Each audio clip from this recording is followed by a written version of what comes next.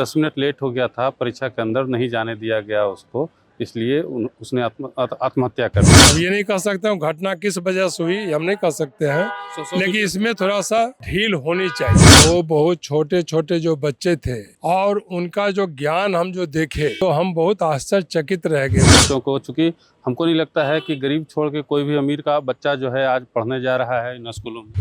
और उनका जो जनरल नॉलेज हमने देखा तो लगा कि बड़ों का भी माने ये फेल कर देंगे। बहुत अच्छी शिक्षा है। हर क्षेत्र में समझिए अलग अलग विश्वविद्यालय खोला जा रहा है। एक तरफ जहां विधानसभा में शिक्षा को लेकर के चर्चा हो रही है, नीतीश कुमार की सरकार की अच्छाइयाँ गिनाई जा रही है, उनके कामकाज को गिनवाया जा रहा है, वहीं दूसरी तरफ बिहार में मैट्रिक परीक्षा की एक छात्रा ने खुदकुशी भी कर ली है, इसलिए कि उसे परीक्षा हॉल में प्रवेश करने नहीं दिया गया। तमाम बिंदुओं पर बात करेंगे। हमारे साथ बरबीघा के विधायक डॉक्टर कुमार पुष्पंजय जी हैं, खुद शिक्षाविद भी हैं, और आज इन्होंने शिक्षा पर नीतीश कुमार की जो सरकार है उसकी अच्छाइयों को भी गिनवाया है। काफ़ी लंबा जो है भाषण था इनका।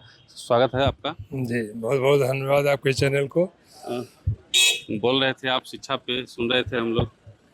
जो सरकार हमारी इस बार अपना जो बजट है 3,47,000 करोड़ का जो बजट है उसमें अनुमानतः 20% की राशि शिक्षा पर सरकार खर्च कर रही है। तो शिक्षा में जो अमूल चूल जो परिवर्तन हुआ प्राथमिक से लेकर और उच्च शिक्षा तक, तो जो हमारी सरकार ने परिवर्तन की है वो दिखाई पड़ रहा है।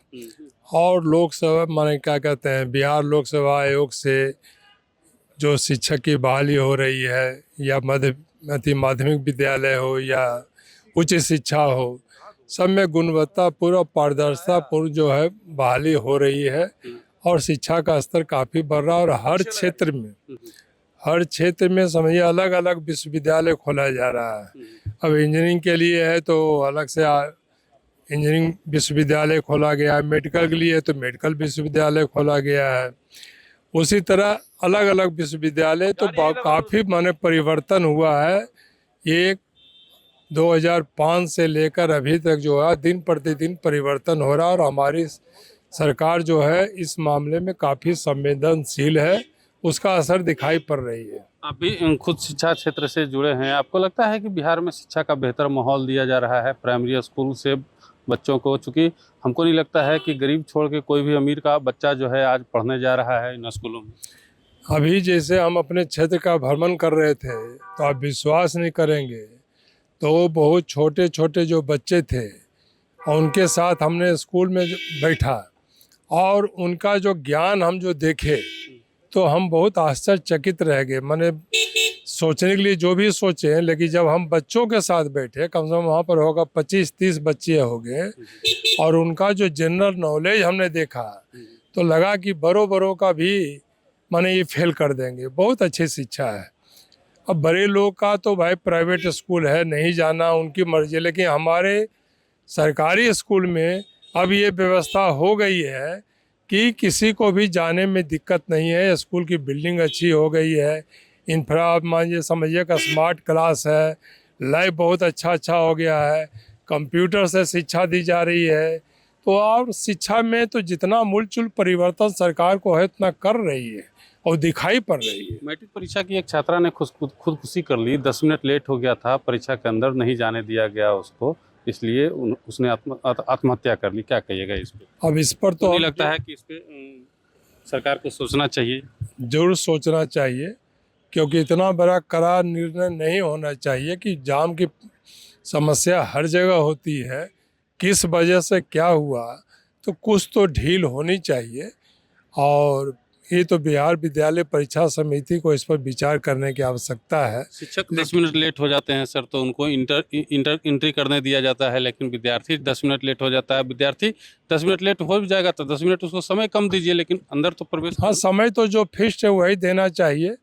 तो इसमें बिहार विद्यालय परीक्षा समिति को माने एक विचार करने की आवश्यकता है कि इस तरह की घटना, अब ये नहीं कह सकता हूँ घटना किस वजह से हुई, हम नहीं कह सकते हैं, लेकिन इसमें थोड़ा सा ढील होनी चाहिए। 100 किलोमीटर दूर सेंटर दिया जा रहा है, आने जाने में तो परेशानी तो होगी, गरीब बच्चे पढ़ते हैं। एकदम माने ये भी चीज़ सोचनीय है कि भाई जो जितना नज़दीक, आजकल देखिए जिला को छोटा किया जा रहा है, अनुमंडल को छोटा किया जा रहा है, राज्य को छोटा किया जा रहा है, तो आप उसका जो प्रॉपर चेकिंग है वो कीजिए, लेकिन बच्चों को कम परेशानी हो इसका ध्यान तो रखना चाहिए। विपक्ष के साथ साथ आप ही के सहयोगी पार्टी हैं आरएलए मुस्लिम विधायक जो है शराबबंदी की समीक्षा की मांग कर रहे हैं, आपको क्या लगता है? देखिए मुख्यमंत्री जी का जो शराबबंदी है उसका बहुत व्यापक असर है, ये हर आदमी समझता है। हम समीक्षा की बात हम नहीं कर सकते हैं क्योंकि इससे बहुत माने बिहार में परिवर्तन आया है, और हम उसके मुख्यमंत्री जी का जो सोच है, जो शराबबंदी है, हम उसके साथ हैं। माने हमारी सोच उनके साथ है, लेकिन और हर आदमी का अपना अपना सोच होता है। क्योंकि अभी जो देखते थे गांव में जो होती थी परेशानी, रोड पर जो एक्सीडेंट होता था, या पटना ही में देखते थे कि हर जगह 6 बजे के बाद 8 बजे के बाद आदमी को जाने आने में डर लगता आरजेडी था। के एमएलसी हैं सुनील सिंह, उन्होंने कहा कि होम डिलीवरी तो हो ही रही है, विधानसभा में भी डिलीवरी हो सकती है शराब। अगर हो रही है तो गलत हो रही है। हम तो पूर्ण शराबबंदी के पक्षधर हैं कि पूर्ण शराबबंदी हो, उसका व्यापक असर समाज पर पड़ता है, डायरेक्ट या इनडायरेक्ट बहुत असर पड़ता है। ठीक है, ऐसे राज्य को कुछ घाटा है। अब जो डोर टू डोर जो अथी कोई आरोप लगा रहा है, अगर ये बात सही है तो इस पर रोक कड़ाई से लगनी चाहिए।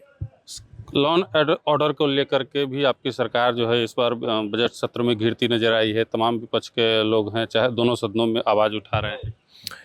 देखिए 12 करोड़ की आबादी हमारे यहाँ है, और नीतीश जी की सरकार में तो ये तो है कि कानून की राज है। कानून की राज में कोई माने नहीं फंसाते हैं और नहीं बचाते हैं। बरबीघा की जनता को क्या कहना चाहेंगे? बरबीघा में विकास जो रुका हुआ था वो अब होगा? अब देखिए मेरा प्रयास तो है, विधानसभा में काफ़ी क्वेश्चन हम हर क्षेत्र में किए हैं। जैसे कल माने हमको लगता है 20-21 क्वेश्चन 30 क्वेश्चन अभी हो चुका है, और कुछ न कुछ उस पर बात चल रही है। और अभी जैसे कल था मेरा सिंचाई से संबंधित था, पौरा से मौरा तक का जो नहर का वाला जो योजना था उस पर था, तो डेली है। आज धान खरीद पर मेरा था, आज धान खरीद वाला मैटर पर था। आज कारे में पानी की घोर किल्लत है, जिसके लिए हमने आज आवाज़ उठाई थी, और वहाँ से भी सुधार होने की आवश्यकता है। तो हम विधायक फंड भी अब आपका रिलीज होगा, उसके लिए क्या योजनाएं हैं, अपने तरफ से क्या करेंगे? अभी तो मार्च अप्रैल के बाद होगा, और जब होगा तब फिर इस पर विचार किया जाएगा। आज राजोबाबू की प्रतिमा के बारे में भी हमने सदन में बोला, मुख्यमंत्री जी थे, उनके सामने अनुरोध किया कि भाई वहाँ जो कलेक्टेरिएट में से पूरा कलेक्टेरिएट में जो उनकी प्रतिमा लगी हुई है, माने प्लास्टिक से ढकी हुई है और धूल फाँक रही है, तो मुख्यमंत्री जी से अनुरोध हमने किया कि आप समृद्धि यात्रा पर जाने वाले हैं, तो आप अपने हाथों से अगर उनका अनावरण कर दें, तो शेखपुरा वासियों का यही इच्छा है कि आपके हाथों से अनावरण हो, और आप करेंगे तो ये उनके प्रति सच्ची श्रद्धांजलि होगी। आज इनसे मुख्यमंत्री जी से सागरा अनुरोध किया है, आग्रह किए हैं। अब देखिए मुख्यमंत्री जी क्या निर्णय लेते हैं। चलिए, बहुत बहुत धन्यवाद आपका। देखिए डॉक्टर कुमार पुष्पंजय थे, तमाम मुद्दों पे अपना जवाब इन्होंने दिया है। आप क्या सोचते हैं कमेंट बॉक्स में ज़रूर बताइएगा।